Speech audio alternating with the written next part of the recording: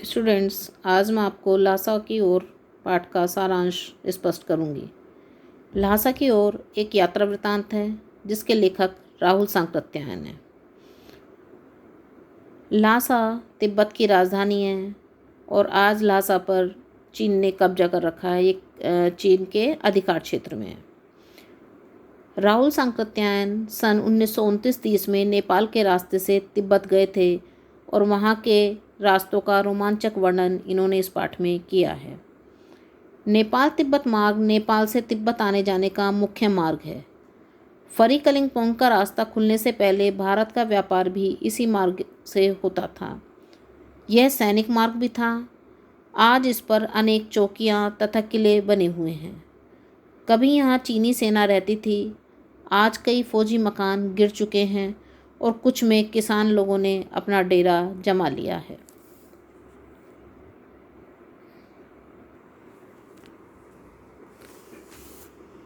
अब लेखक वहाँ के तिब्बत के सामाजिक जीवन के बारे में बताते हुए कहते हैं कि तिब्बत के जीवन में अनेक आराम तथा कठिनाइयाँ हैं। यहाँ जाति पाति और छुआछूत जैसे कुछ भी नहीं है। औरतें पर्दा भी नहीं करती।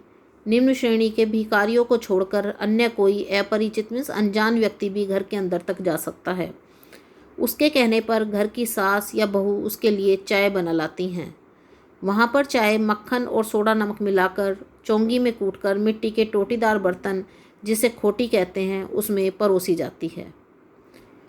लेखक जब परित्यक्त चीनी किले से चला तो एक आदमी राहदारी मांगने आया। राहदारी कहते हैं रोड टैक्स कर। लेखक ने अपनी और अपने साथी सुमति की चिटे में स्लिप उसे दे दी। सुमति की जान पहचान के कारण उन्हें थोंगला के आखिरी गांव में ठहरने की अच्छी जगह मिल गई।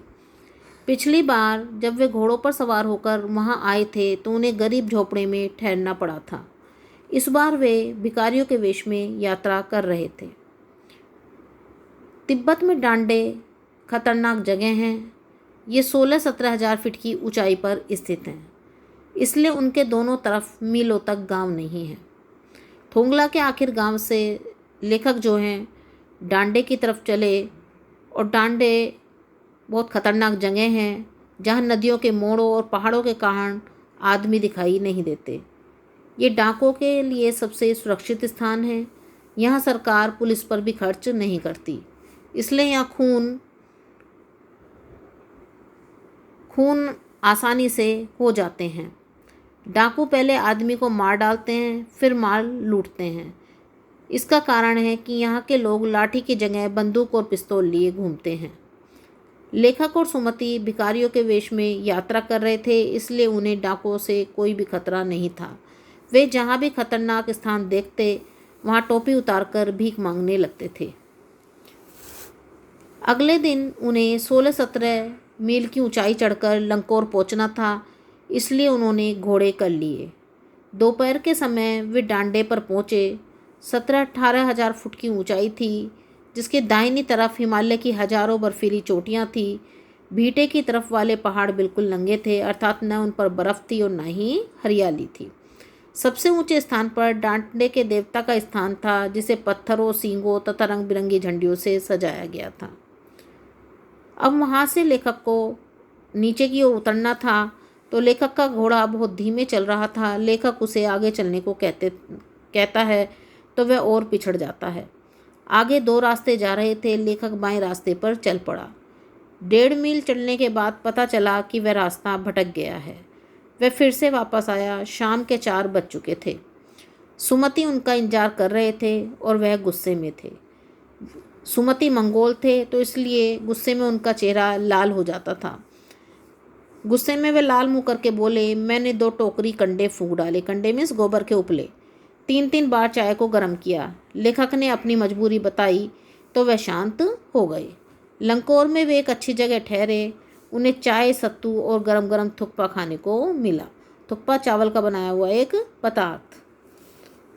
अब वे तिंगरी के विशाल मैदान में थे। उसके चारों ओर पहाड़ियाँ थीं। विशाल मैदान के भीतर भी एक पहाड़ी थी जिसका नाम था तिंगरी समाधि गिरी। उसके आसपास अनेक गांव थे जिनमें सुमति के यजमान थे। सुमति सब जगह जाना चाहते थे ताकि उन्हें गन्ने में ताबीज पहुंचा सकें। गंडे पतली पतली चिरी बत्तियों से बने थे। गंडे खत्म हो जाने पर वे और कपड़ों से नए गंडे बना लेते थे। लेखक ने सुमति को दूर दूर के गांव में न जाने के लिए राजी कर लिया। अगले दिन लेखक और सुमति सुबह 10-11 बजे चले। धूप बहुत कैड़ी थी। दिन में 2 बजे धूप के कारण माथा जलता था तो पीछे का कंधा बर्फ सा ठंडा होता था, क्योंकि पहाड़ों की धूप जो है बहुत तेज होती है। धूप से बचने के लिए सिर पर मोटा कपड़ा करना पड़ता था। तिब्बत की ज़मीन छोटे बड़े जागीरदारों में बटी है। इन जागीरों का काफ़ी हिस्सा मठों अर्थात जो बौद्ध मंदिर हैं उनके हाथ में है। हर जागीरदार बेगार मजदूरी से खेती कराता है। खेती का प्रबंध करने के लिए कोई भिक्षु होता है जिसे राजा के समान आदर मिलता है। अर्थात उन मठों का जो मुख्य पुजारी होते हैं, जो भिक्षु होते हैं, वही उस खेती का प्रबंध देखते हैं। लेखक और सुमति शेखर विहार पहुँचे। वहाँ का मुखिया भिक्षु नमसे भद्र पुरुष थे। यद्यपि लेखक का वेश भीख मंगो सा था, फिर भी वे उन्हें बड़े प्रेम से मिले। यहाँ शेखर विहार में एक बौद्ध मंदिर था जिसमें कंजूर अर्थात बुद्ध वचन अनुवाद की 103 हस्तलिखित हाथों से लिखी हुई पोथियाँ में किताबें रखी हुई थी। वहीं लेखक ने आसन जमा लिया। पोथियाँ मोटे मोटे अक्षरों में लिखी हुई थी। एक एक पोथी 15-15 किलो से कम नहीं थी। लेखक उन पुस्तकों में रम गया, अर्थात लेखक उन पुस्तकों को पढ़ने में लग गया। सुमति ने यजमानों के पास जाने के बारे में पूछा तो लेखक ने उसे आज्ञा दे दी। अगले दिन वे भिक्षु नमसे से विदा लेकर वहाँ से चल दिए।